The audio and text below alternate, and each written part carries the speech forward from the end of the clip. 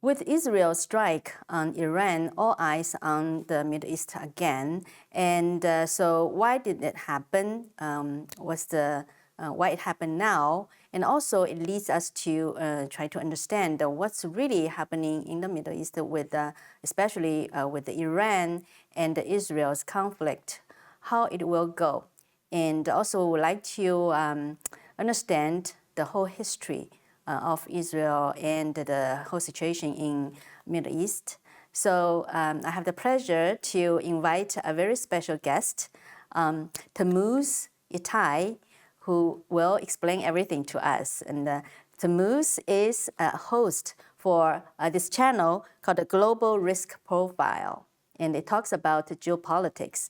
And Tamuz has been writing about geopolitics for many years. He's also an entrepreneur in Israel and going back forth between Israel and the U.S. for many years as well. So welcome, Tamuz, to our show. Thank you, Cathy. All right, so this attack, this strike, it seems to be a lot of surprise to most of people in the world. So, you know, as Israeli, was it a surprise to you? Well, that's a good question. For many years now, Israel has been threatening to attack Iran, and it hasn't. For a very long time, hasn't made a direct military attack. There are many attacks, covert attacks by Mossad or other agencies like that. Even though last year, after Iran sent ballistic missiles and drones into Israel, Israel retaliated in a very surgical strike and destroyed most of Iran's air defenses. Many people were saying that if Israel were to attack Iran, it would be between the Biden and Trump administrations, when, you know, there is no strong administration in Washington. But that didn't happen. And then people said probably they will not strike until the negotiation between Washington and Tehran will be over. And technically, strictly speaking, that's true, because Trump gave Iran 60 days deadline and Israel attacked the day after the deadline passed. Right. Israel said, and we don't have any way to verify that in recent months, Iran made serious progress toward enriching uranium to the level that they can create bombs, atomic bombs. And Israel has declared many, many times it will not tolerate that. The US declared the same. So it was certainly a surprise, hopefully to the Iranian regime as well, but not a total surprise. Okay, and it's very curious that how Israel could you know, they just destroyed a lot of the capability of their making the nuclear bombs, right? And on the other hand, they also took off the head of Israeli, you know, and also some scientists who are very important to for them to develop those nuclear weapons. So Yeah. how could they, you know, how could they do that? It's very curious.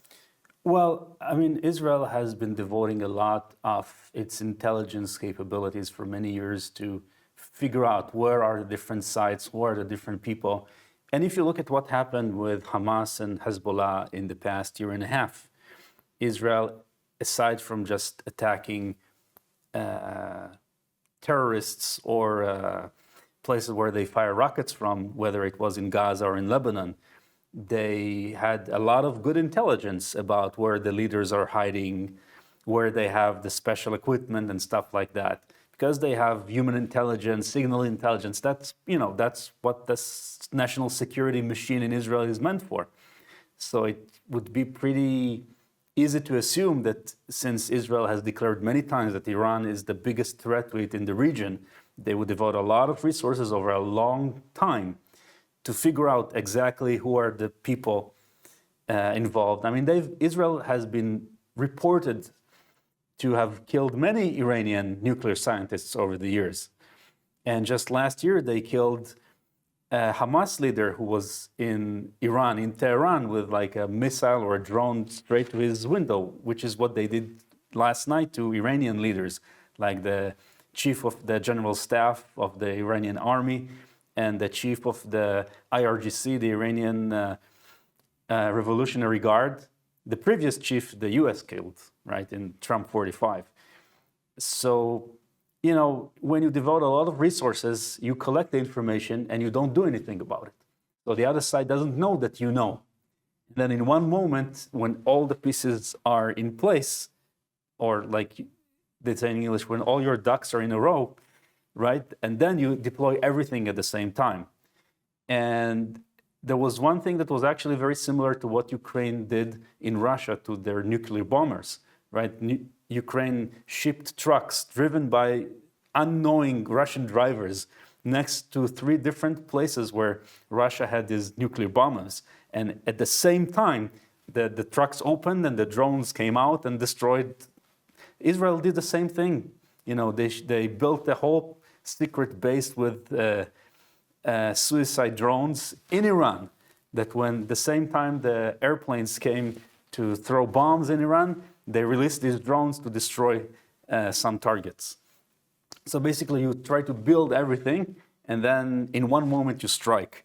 When you feel, you build a capability, and then when you think it's the right moment, you strike. Sometimes the moment is forced upon you, and sometimes you choose the moment. For example, if you remember in September of 2024, Israel had the beeper operation in Hezbollah, which basically meant like thousands of beepers that Hezbollah gave to all its commanders exploded at the same time. And this is obviously an operation of many years.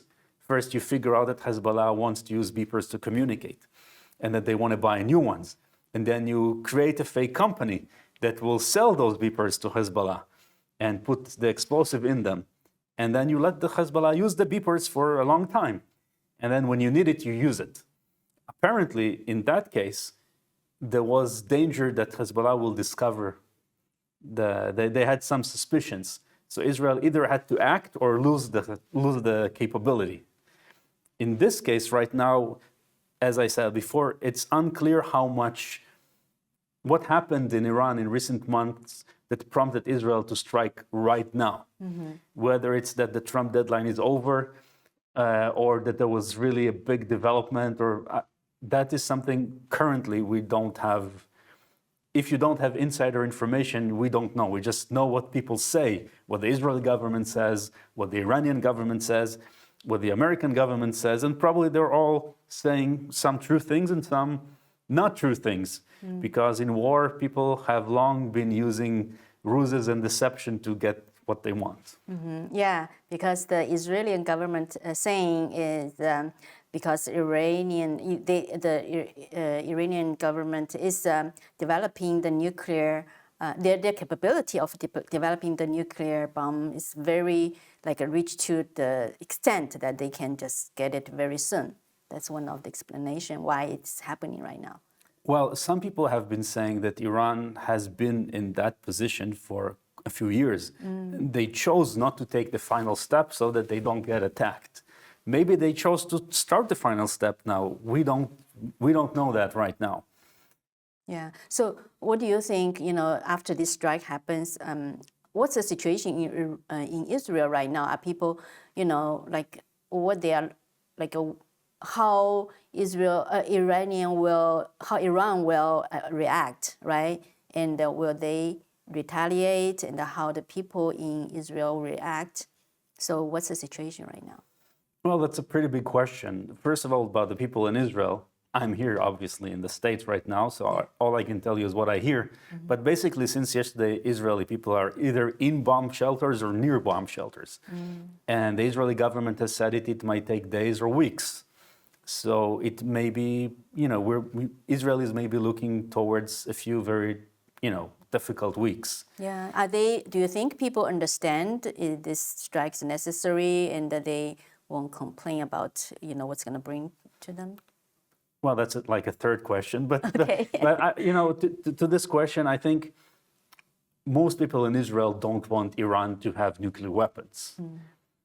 And whether that strike was necessary right now or not, if you don't have the intelligence, You don't really know. Right. And once the strike happened, I don't think many people in Israel will say, we can, they just have to live with it and do the best they can. Obviously, some people in Israel say it wasn't necessary. Some other people say yes. We can get into it later if you want.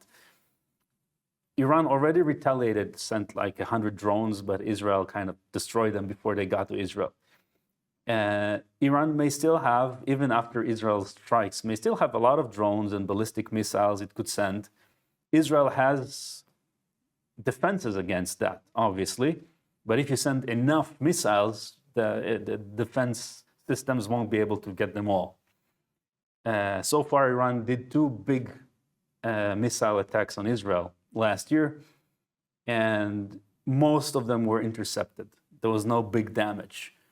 If they send a lot more, if they have a lot more, and if they send a lot more, there could be substantial damage in Israel, which may make the Israeli government feel they have to retaliate even more. I don't know, for example, strike like the oil fields and oil infrastructure in Iran. And that would be a big deal because they need the money from oil. That's basically what they have left in terms of making money for the state. So we don't know about that. Iran has vowed to retaliate. I'm sure they would want to, even just to save face. I assume they're calculating how much they should retaliate and whether only against Israel or also against the US, even though the US has said, we were not involved in this. Obviously, the US knew Israel was going to do it, but they didn't get involved. And don't you dare, Iran, strike even like one soldier of America because it will be terrible for you. And I mean, I would assume when Trump says things like that, he actually means them. And I would hope the Iranians know that. So one would assume there will be more retaliation, but it can be in many different other ways. Iran can, as it has before, use its proxies. Hezbollah is not as strong as it used to be, but the Houthis can still send missiles to Israel. In the past, they've just sponsored terrorist attacks against Jewish people and places all over the world. So it could be here, it could be like in Europe, it could be somewhere else. It doesn't have to be direct attack on Israel. So, I mean, Iran has been developing its global terrorist infrastructure in many, many places. And so we don't really know. And there is this calculus, right? When you do strike and counterstrike, if you hit hard, you may hurt your opponent, but if your opponent is still able to retaliate, they may hit you harder. Do you want to escalate? How much? So these are, game theory has a lot of theories about how leaders work these things out. And I don't sit with Netanyahu or the leaders of Iran or Trump in the room. I don't know what's in their head. So I can't tell you what's going to happen. But it seems reasonable that Iran will retaliate more. And all the different players, including all the like Saudi Arabia and all the other countries in the area, will all need to figure out how they want to respond to that. Right. So yeah, it's really, really very kind of unsettling situation. The big questions. Just wonder, how do you see this strike, the significance of this strike, for the whole situation?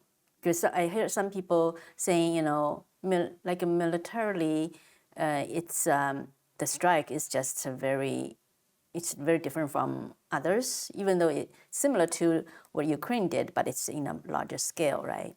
And also geopolitical wise, what it will, how it will impact the whole situation. Just wonder how you see it. Well, that's a question that I'm not sure I can really answer, but I will say this. It seems like President Trump really wanted to make a deal with Iran, a deal that might not have made Israel very happy, but at least somewhat happy, and could have made the Iranian regime survive. And for whatever reason, that didn't happen. And so when things reach an extreme, they flip. What it will do, we don't know. people had different thoughts about when the first Russia invaded Ukraine, what would happen. There were all sorts of theories. But I can say this in general. When these things happen, a lot of chaos happens. And a lot of resources are directed to that area, and they are being drained, right? If the US main understanding of the big battle for America, actually for the free world, but in terms of how the US administration sees it, the big battle is to make sure the CCP does not become the hegemon of the 21st century. So whenever something like that happens, whether it's in Ukraine and Russia or the Middle East, which have been hotspots that every few years, become a big distraction to America, and locally a lot of people die, then that kind of draws attention and drains resources from the main objective of US military intelligence defense strategy. And obviously that makes the CCP happy, I would assume, since they've been supporting all of these countries, right? If the CCP hadn't been buying oil from Iran despite the sanctions at a cheaper price than everybody else, like they've been doing from Russia, Iran wouldn't have all that money that they had to do everything they're doing. And the same with Russia. I'm not saying the Iranian regime and the CCP or the Russian government and the CCP are very good friends, but they find themselves in this situation that they've become allies. Maybe that could change in the future, right? But right now, that's the situation. So it gives the CCP more room to potentially maneuver and do things because the US attention is on the Middle East or in Russia and Ukraine. So that's like, from a bird's eye view, what I would say if you look at the situation.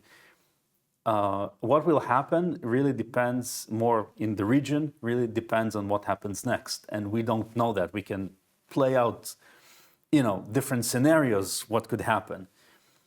Iran might retaliate, Israel might retaliate back, and at some point, a very clear message will be sent from the US, for example, to Iran, and maybe to Israel. You got to stop right now. And if they accept it, maybe, there will be a realignment. Maybe not. Maybe other actors are forced into the play and that gets bigger. It's really something that I don't, if people on TV are paid to say what will happen, they will say something. But honestly, I can't say. It could go to all sorts of different places. Yeah, I think that makes sense. But it's very interesting you raise this point about the Chinese Communist government. So just from my understanding of what you just analyzed, could that be how the Trump, right? He tried to mitigate the Ukraine-Russia war, tried to get Iran a deal, get a deal with Iran.